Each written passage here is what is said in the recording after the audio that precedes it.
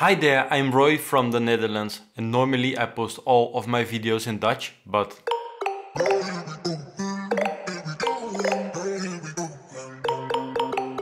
as a former Canon user, the high price that Sony lenses have always stopped me from buying a Sony mirrorless camera. The great news about Sony's E-mount platform is that more and more third parties are making sure new and affordable lenses are coming onto the market. After the incredibly successful Tamron 2875, which has been sold out for months, it is now time of the introduction of the Tamron 1728.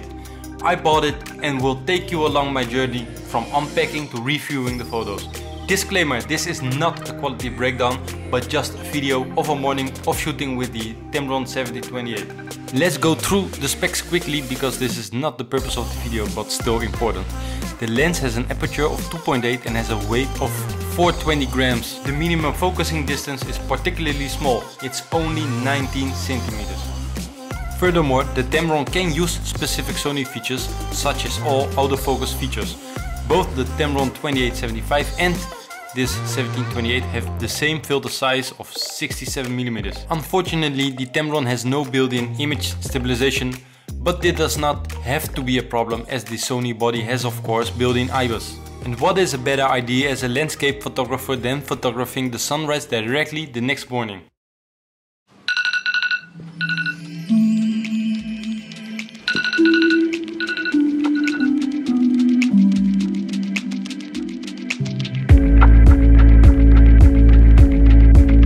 Fortunately, the forecast is good and we can expect fog in the coming sunrise. And if you are in the car for an hour, you might as well listen to the F-Stop Collaborate podcast of MIJN.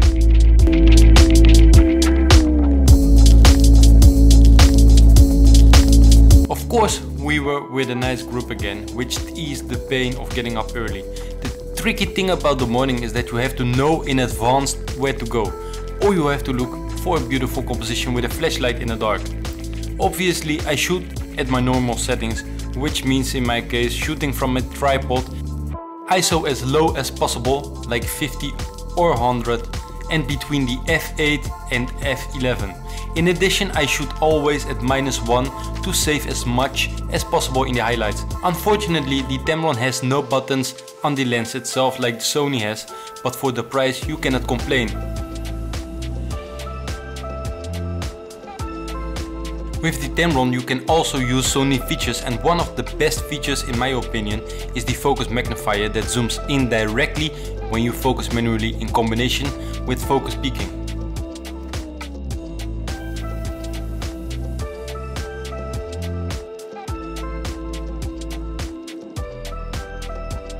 As you can see, the 1728 has an internal zoom, which means the lens does not extend while zooming. With the 2875 you can see that it is slightly extended while zooming.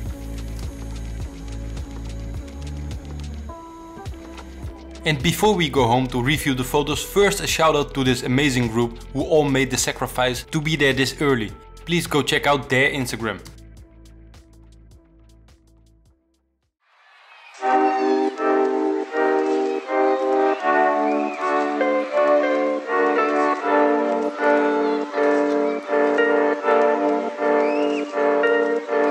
I have already made a pre-selection of the results that we are going to view, and all the photos are completely unprocessed. As you can see, I made 132 photos with the Tamron 1728 and 27 with the Tamron 2875. I deliberately used different apertures to check the differences. Let's take a closer look. Again, this is not an in-depth review, but just a real-life situation.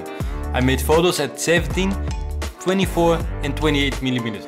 I just opened the photo, and because I shot all photos -1, I open up some of the shadows to view the details, and I will do the same for all photos. Here we go with a comparison at 17mm, and I leave conclusions up to you.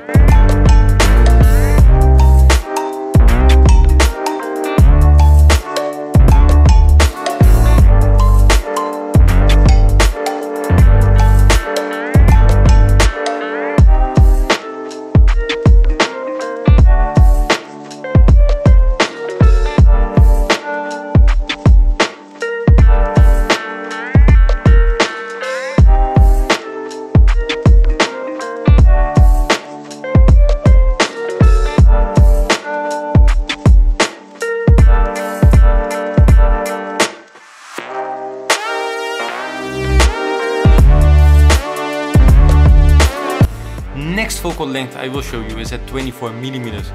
Again, the main settings are ISO 100, aperture at f8 and shutter speed doesn't really matter because I'm on a tripod. Take the slider of the shadows to the right to check out the details of the photo. And now let's zoom in to see the details and let me take you through the corners of the photo. Keep an eye on the box at the left top so you can check out which area of the photo is shown.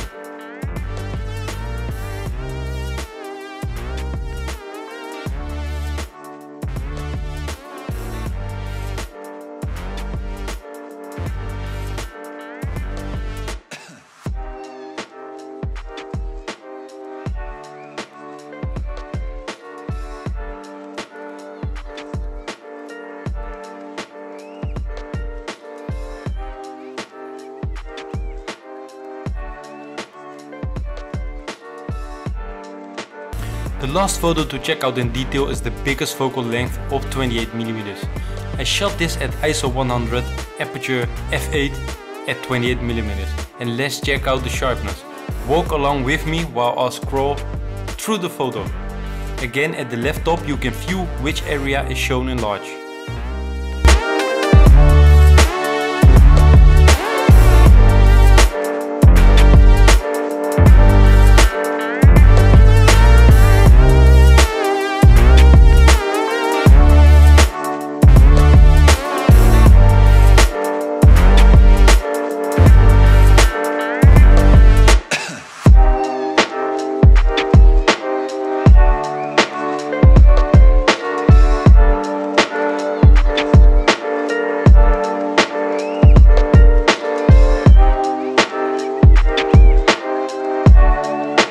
One other very important thing for me is how the lens handles flare. That's why I shot some photos directly into the sun to view the flare and to view the starburst the lens creates. As you can see, it creates a beautiful starburst. I really love it.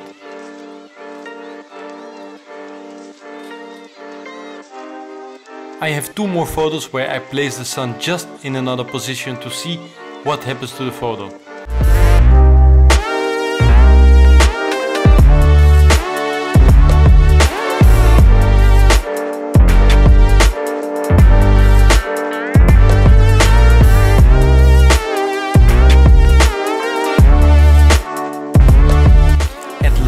We have a group photo directly into the sun, and yes, the guy with the hat is a Skylum ambassador.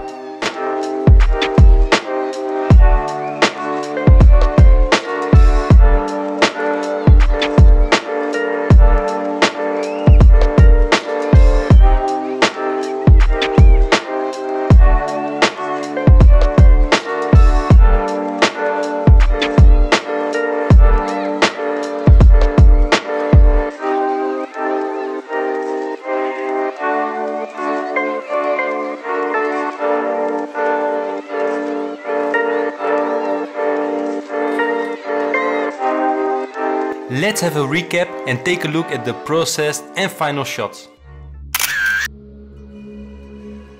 These images are the edited photos, and in the end I was able to make beautiful photos with both the 70-28 and 28-75. The sharpness is just good on f8 and the lens flare looks good too on both lenses. Is it worth the 1,300 euros you save over Sony's 16-35 GM? I think so. Would I give up the 2.8 aperture for a larger focal range? I personally don't. But then again, in the end, it's all personal choices. Good luck with your choice. Please tell me your thoughts and choices in the comments below.